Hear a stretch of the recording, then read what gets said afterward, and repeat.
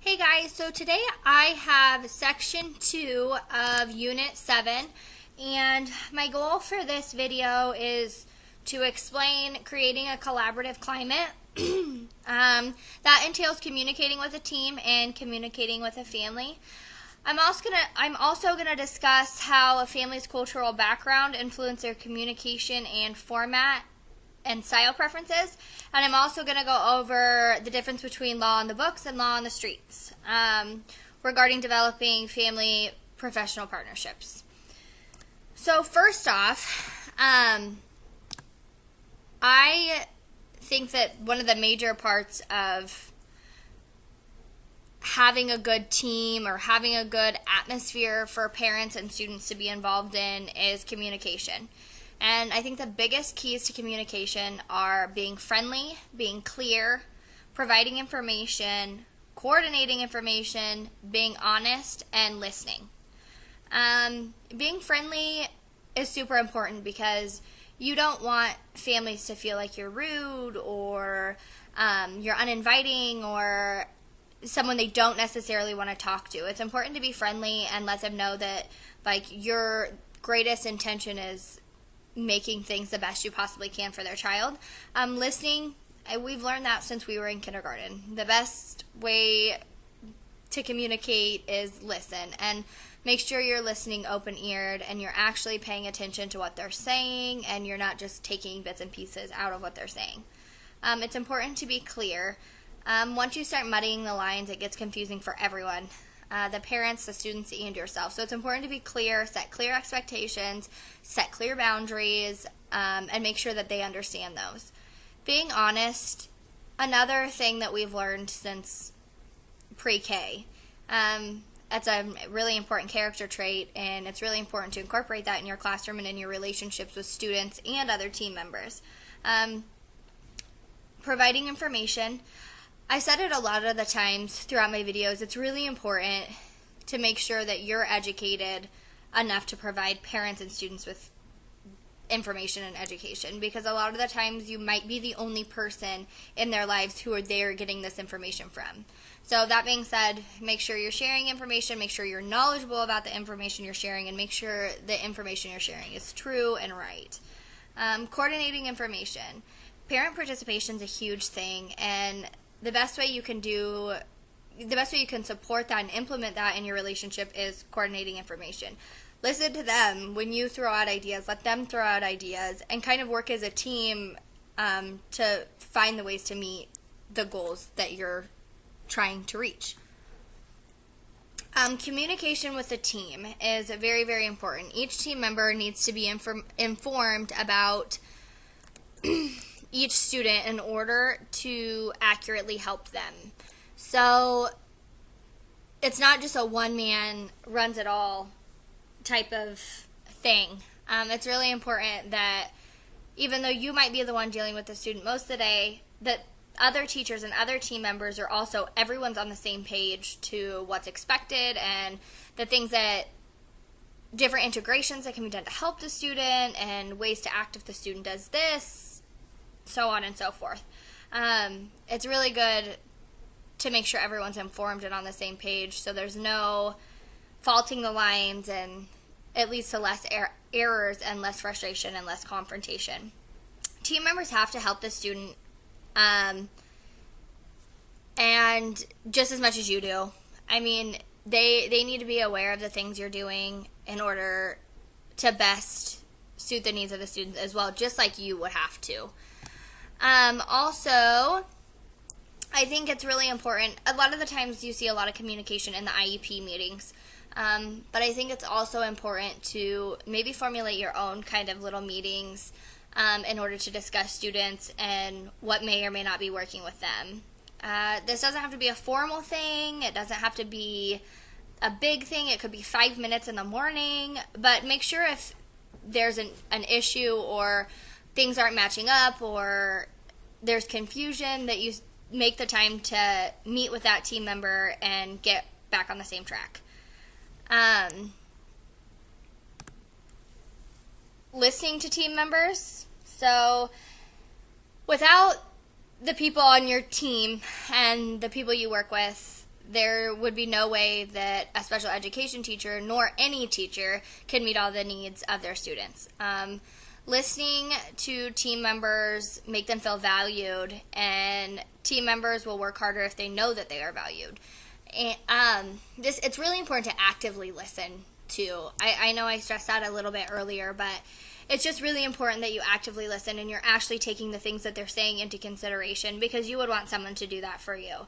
So I feel like it just goes back to the old motto that we've all grown up with: treat others how you want to be treated. Treat your team members how you'd want to be treated. Make them feel valued. Make them know that their opinions are valued. And by doing that, they'll value your opinions, and you can make the best environment possible for your students. Mm-hmm. It's impossible for one person to do it all. Communicating with families. This can be really hard, and even with the little time that I've been in the school system, observing and subbing and all of those things, the lines can get blurred pretty easy on professional relationships. Especially personally, I've run into issues before where subbing in a small town where I will more than likely want to teach, I've spent a lot of time with these children and their parents. And some of the times it hasn't been in the most professional environment or things like that. We have a town of 1,000 people, so that makes a big difference. But it can get hard trying to communicate professionally and not blur that line. To ensure communication with families, I, from the get-go, think that you give them all lines of communication. The first week of school, they should get an information sheet with your phone number, your email. Make sure you have an open door policy. I think that's really important, and that's something that I'll implement in my classroom. Is anytime during the day, if you feel like you need to talk to me, my door is always open. My phone is always on. And I think that's really important because it makes families feel like you care, and you should care. You have their most prized possession in your room. Each time that you meet with family members, I think it's important that you ask them questions and you really listen to what they have to say. What they say matters, and I think that's really important to remember, because a lot of the times they may not feel listened to or feel heard or feel like they have a say, and they should have the utmost say, really. Next, if you guys look around this video on this slide, I've included a couple of videos. One's a TED Talk about active communication, and I love TED Talks, so I had to add it. Also, there's a couple infographics about talking to families and listening to families. It's just really important to remember that listening to families is a key in the communication process. They know the student best. They can help open the lines of the communication between staff and student. So that's also nice, because a lot of the time students will feel obviously more open to their parents and their families than they will you. So that's your biggest how do I say it? That's your biggest tool, is their families and their parents, because they can aid you more than you would ever want to if the atmosphere in the relationship is something worth desiring. Communication can be a barrier between the families and the school because of cultural differences. Especially in bigger schools, I feel like there's kids that come from a lot of diverse different backgrounds, and it's important to recognize that, and it's important to adapt to that, and it's important to respect that. Go the extra mile for your students. Go the extra mile for their parents. Make sure that if you're meeting with them and there is a language barrier, make sure that there's someone there to translate. I think the biggest thing is like, I would never want a parent to feel embarrassed or like they're getting the second hand just because they come from a different culture or background and may speak a different language or don't understand something. Like my biggest goal will be to just make them feel like they have every means to communicate with me if they so desire. I think it's important to help them understand that you respect their wishes and their child. Providing information for help with cultural barriers is a great way to aid the parents and the student. And also, like I said earlier, go the extra mile, take an interest in the student's culture, do some research, maybe just let them know that you respect their culture and you respect them and you respect the fact that they've shared that culture with their child. I've also added a video somewhere on this slide that explains kind of how families feel about their students' education. Generally speaking, most parents want better for their children than they had. The almighty goal is higher education, and they want their children to succeed in school, and they trust you to help their student do that, and they trust you to let them know if there's anything they can do to help their student achieve that. So it's just something to remember, and this video is kind of a fun way to maybe take an insight on all of that. Because this class is a SPED class, I think it's important that we apply what we know specifically to the SPED classroom. And in my special education program, if I ever have one, I actually double majored, so I'm an LED major and a K-12 SPED major, but I think in either classroom, in a general education classroom or a SPED classroom, specifically in a SPED classroom, I think it's even more important to keep lines of communication open. This can be such a hard and confusing time for parents, especially if it's right after an IEP hit or if it's right after a transition when children are going into middle school or going into high school.